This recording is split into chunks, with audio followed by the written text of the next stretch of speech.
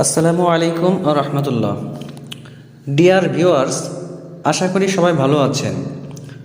শীতকাল এসেছে, তাই আমাদের গরম পানির চাহিদাও বেড়েছে। অনেকের বাসায় হয়তো গিজার বা ইনস্ট্যান্ট ওয়াটার হিটার আছে। আমি এই ভিডিওতে আপনাদের সাথে শেয়ার করব গিজার এবং ওয়াটার হিটার কিভাবে ব্যবহার করলে আপনারা নিরাপদে থাকবেন এবং গিজার ও ওয়াটার হিটারও ভালো থাকবে। গিজার অথবা ইনস্ট্যান্ট ওয়াটার হিটারের গরম পানি ব্যবহারের সময় আমরা সরাসরি পানির সংস্পর্শে থাকি। লিকেজ কারেন্ট পানির মধ্যে চলে আসলে সেই কারেন্ট মানুষের অর্থাৎ আমাদের শরীরের মধ্য দিয়ে প্রবাহিত হবে, ফলে যে কোনো ধরনের বৈদ্যুতিক দুর্ঘটনা ঘটতে পারে, এমনকি মানুষ মারাও যেতে পারে। কী কারণে লিকেজ কারেন্ট প্রবাহিত হতে পারে, লিকেজ কারেন্টের হাত থেকে বাঁচার জন্য কোন ধরনের ডিভাইস ব্যবহার করতে হবে, ডিভাইসগুলো কিভাবে কানেকশন করতে হবে, এই ভিডিওতে সেটি আপনাদেরকে জানাবো। প্রথমে জানাবো গিজার বা ইনস্ট্যান্ট ওয়াটার হিটার কিভাবে লিকেজ কারেন্ট প্রবাহিত হতে পারে। গিজারের ট্যাঙ্কের ভেতর একটি হিটার কয়েল ব্যবহার করা হয়। এই হিটারের ভিতরে নাইক্রোম ওয়্যার নামে একটি ওয়্যার থাকে। নাইক্রোম ওয়্যারের পাশে মাইকা নামে একটি পদার্থ থাকে। এটি সাদা রঙের পাউডারের মতো দেখা যায়। যখন এই নাইক্রোম ওয়্যারে বিদ্যুৎ সংযোগ দেওয়া হয়, তখন এই নাইক্রোম ওয়্যার গরম হয়ে এই হিটিং এলিমেন্টের মাধ্যমে পানি গরম হওয়া শুরু করে। এইভাবে গিজারের পানি গরম হতে থাকে। যদি এই হিটিং এলিমেন্টে কোনো ফল্ট সংঘটিত না হয়, তাহলে গিজারটি দীর্ঘদিন চলবে, কোনো সমস্যা নেই। কিন্তু দুর্ঘটনাবশত এই হিটিং এলিমেন্টের মধ্যে থাকা নাইক্রোম ওয়্যার যদি কেটে যায় বা নষ্ট হয়ে যায়, এ অবস্থায় নাইক্রোম ওয়্যার যদি কয়েলের বডির সংস্পর্শে না আসে, তাহলে পানিতে কারেন্ট আসবে না বা কোনো দুর্ঘটনা ঘটবে না, শুধু পানি গরম হবে না। কিন্তু যদি নাইক্রোম ওয়্যার ছিঁড়ে গিয়ে বা কেটে গিয়ে এর পাশে থাকা মাইকা ভেদ করে হিটিং কয়েলের বডির সংস্পর্শে চলে আসে, তখন নাইক্রোম ওয়্যারের কারেন্ট বডির মাধ্যমে ট্যাঙ্কের পানির ভিতরে চলে আসবে। আর এই পানি যদি আমরা ব্যবহার করি, তাহলে সাথে সাথে কারেন্ট আমাদের শরীরের মধ্য দিয়ে প্রবাহ হওয়া শুরু করবে।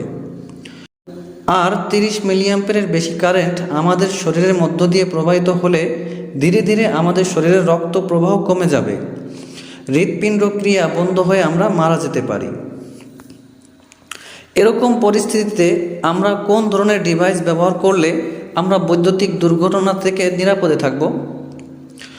এই ধরনের পরিস্থিতিতে আমরা নিরাপত্তা পাওয়ার জন্য যে ডিভাইসটি ব্যবহার করব, সেটি হচ্ছে আরসিসিবি অর্থাৎ residual current circuit breaker.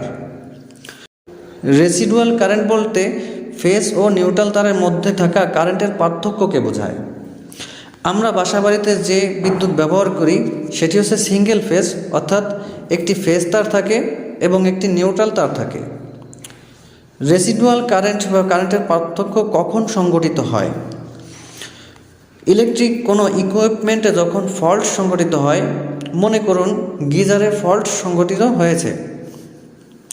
গিজারের heating এলিমেন্টের মধ্যে থাকা নাইক্রোম ওয়্যার কেটে গিয়ে কয়েলের বডির সঙ্গে যদি লেগে গিয়ে থাকে এবং এই নাইক্রোম ওয়্যার থেকে কারেন্ট গিজারের ট্যাঙ্কের মধ্যে থাকা পানিতে প্রবাহিত হয়ে থাকে, তখন এই বিদ্যুৎ প্রবাহিত পানি যখন কেউ গোসল করার জন্য ব্যবহার করবে, অর্থাৎ বাথরুমের শাওয়ার ছেড়ে দিবে, তখন ওই পানি মানুষের শরীরে পড়ার সাথে সাথে বিদ্যুৎ মানুষের শরীরের মধ্য দিয়ে আর্থ বা গ্রাউন্ডে প্রবেশ করবে। কারেন্ট যখন গ্রাউন্ডে প্রবেশ করবে মানুষের শরীরের মধ্য দিয়ে, তখন ফেজ ও নিউট্রাল তারের মধ্যে কারেন্টের একটি পার্থক্য দেখা দেবে।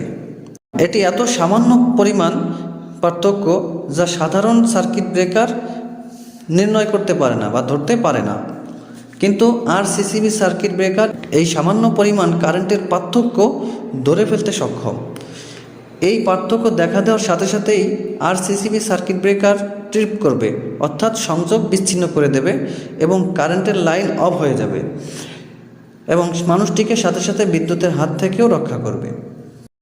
এখন জানাবো এই আরসিসিবি সার্কিট ব্রেকার কিভাবে ব্যবহার করবেন, এটি কিভাবে বাসাবাড়িতে সংযোগ দিবেন, এর কানেকশন পদ্ধতি আপনাদের সাথে শেয়ার করব।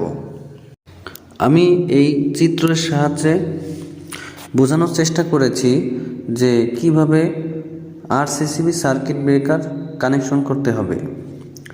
এই ছবিটি খেয়াল করুন, আমি এখানে সহজে বোঝানোর চেষ্টা করেছি কিভাবে আরসিসিবি সার্কিট ব্রেকার আপনি কানেকশন করবেন।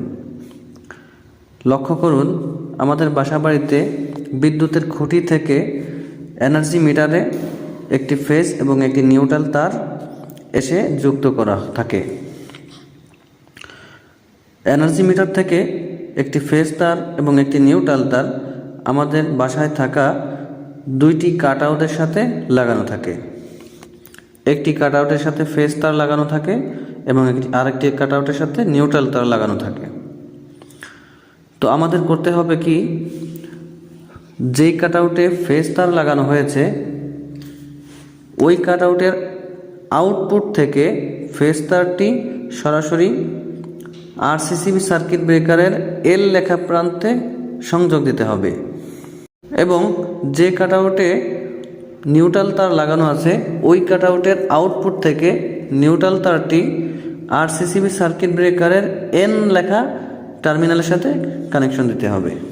এরপর আরসিসিবি সার্কিট ব্রেকারের আউটপুট থেকে ফেজ তারটি বাসাবাড়ির অন্যান্য যে সুইচ বোর্ড আছে এই সুইচ বোর্ডে সাপ্লাই দিতে হবে। আরসিসিবি সার্কিট ব্রেকারের যে প্রান্তে আউটপুট নিউট্রাল আছে, এন লেখা আছে, ওই পাশ থেকে নিউট্রাল তার বের করে বাসাবাড়ির যে সকল বোর্ড আছে বোর্ডে সাপ্লাই দিতে হবে। এবং যেই বোর্ডে গিজার ব্যবহার করা হবে এটি অবশ্যই 3 পিন সকেট ব্যবহার করা উচিত। 3 পিন সকেটের সাথে আরসিসিবি সার্কিট ব্রেকার থেকে একটি ফেজ এবং একটি নিউট্রাল তার কানেকশন করতে হবে এবং 3 পিন সকেটের আর্থিন যে সকেটটা, আর্থিনের যে পয়েন্ট, ওখান থেকে একটি তার সরাসরি মাটির সাথে গ্রাউন্ডিং করতে হবে, অর্থাৎ আর্থিন করতে হবে এবং এই 3 পিন সকেটের সাথে গিজারের 3 পিন প্লাগ লাগাতে হবে।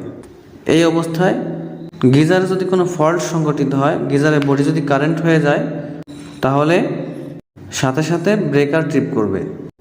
এমনকি মানুষ যদি বাথরুমে গোসল করে এবং গোসল করার সময় গিজারের থেকে যদি কোনো লিকেজ কারেন্ট পানির মাধ্যমে মানুষের শরীরে প্রবেশ করে, সেক্ষেত্রেও সাথে সাথে সার্কিট ব্রেকারটি ট্রিপ করবে। সার্কিট ব্রেকার থেকে যেহেতু বাসার অন্যান্য বোর্ডেও সংযোগ দেওয়া হয়েছে, সেহেতু অন্যান্য বোর্ড থেকেও যে কোনো ইকুইপমেন্ট যেমন ceiling fan, rice cooker, Blender machine ইত্যাদি যাই কিছু চালানো হোক না কেন, কোনো কিছুতে যদি বডি কারেন্ট অথবা লিকেজ কারেন্টের ঘটনা ঘটে, সাথে সাথে ব্রেকার ট্রিপ করবে। আশা করি আমি আপনাদেরকে বোঝাতে পেরেছি কিভাবে একটি আরসিসিবি সার্কিট ব্রেকার আপনারা বাসা বাড়িতে কানেকশন করবেন। ভিডিওটি শেষ করার আগে একটি কথা বলতে চাই, একটি ভিডিও তৈরি করতে অনেক কষ্ট হয়। আপনারা জানেন আমি দোকানে কাজ করি সারাদিন এবং এর পাশাপাশি আপনাদের জন্য শিক্ষণীয় কিছু ভিডিও তৈরি করার চেষ্টা করি। এই ভিডিওটি তৈরি করতে আমার অনেক রাত পর্যন্ত কাজ করতে হয়েছে।